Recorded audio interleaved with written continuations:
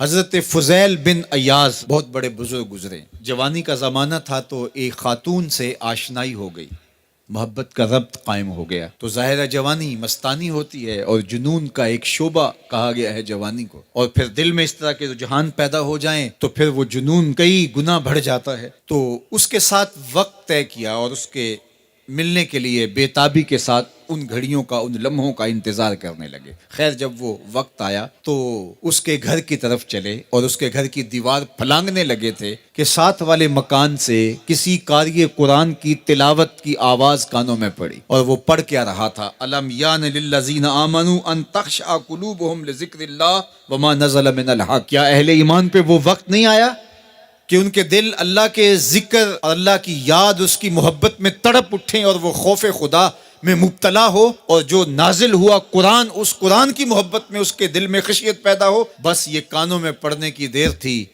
کہ دوبارہ گلی میں چھلانگ لگائی اور کہا میرے اوپر وہ وقت آ گیا ہے، اور جنگلوں کو روتے ہوئے نکلے. اور حضرت فضیل بن ایاز پھر ولیوں کے امام قرار پائے. اس آیت نے ان کی زندگی بدل دی. کسی کی 30 سال، کسی کی 40 برس، کسی کی 50 سال، کسی کی 60 سال زندگی یہاں موجود لوگوں میں سے کسی کی اس سے بھی زیادہ اور کسی کی کم.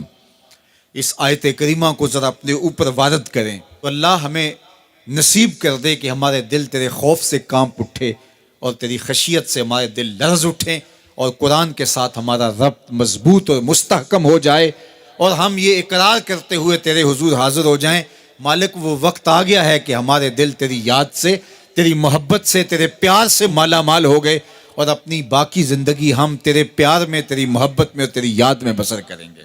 حدیث پاک میں آتا ہے کہ اگر کوئی شخص اللہ کے خوف سے رویا اور اللہ کے خوف سے رونے کی وجہ سے اس کی پلکوں کے بالوں میں سے ایک بال کی جڑ گیلی ہو گئی تو قیامت کے دن وہ بال کھڑا ہو جائے گا، اللہ یا تو مجھے نکال لے یا اسے جنت عطا فرما دے. تو اللہ جل شانہ اس بال کو تو آنکھ سے نہیں نوچے گا، بلکہ اس شخص کو اللہ جنت عطا فرما دے گا. اللہ اکبر. گناہگار کی آنکھ کا پانی اللہ کے غصے کی آگ کو ٹھنڈا کر دیتا ہے. اس لیے ہمیں رونے کا کہا گیا، فَلْيَضْحَكُوا قَلِيلًا وَلْيَبْكُوا كَثِيرًا. اللہ اکبر. ارشاد فرمایا کہ تھوڑا ہنسا کرو، زیادہ رویا کرو. صحابہ کو ہنستے ہوئے دیکھا تو آقا کریم علیہ السلام نے فرمایا کہ تمہارے تک اللہ کی امان نہیں پہنچی اور تم ہنس رہے ہو. عرض کی حضور اس کا کفارہ؟ تو فرمایا اس کا کفارہ یہ ہے کہ جتنا ہنسے ہو اتنا ہی تمہیں رونا پڑے گا. میں اور آپ ذرا اپنی زندگی پر غور و تدبر کریں. ہماری زندگی میں ہنسنا زیادہ ہے یا رونا زیادہ ہے؟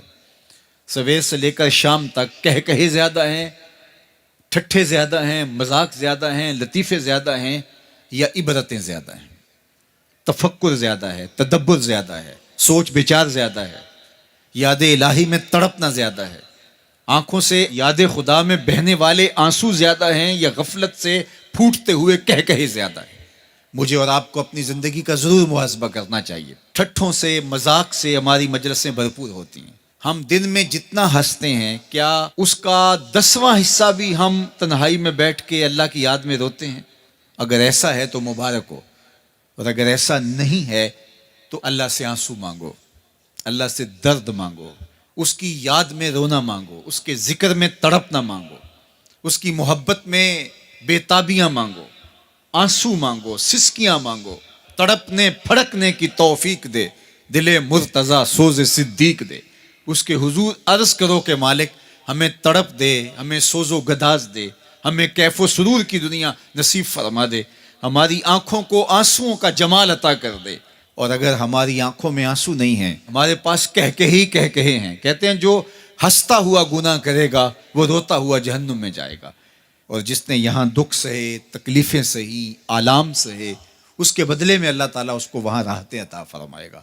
فرمایا کہ مومن کے پاؤں میں کانٹا بھی چبھے تو اللہ جل شانہ اس کا صلہ بھی اس کو قیامت کے دن عطا فرمائے گا.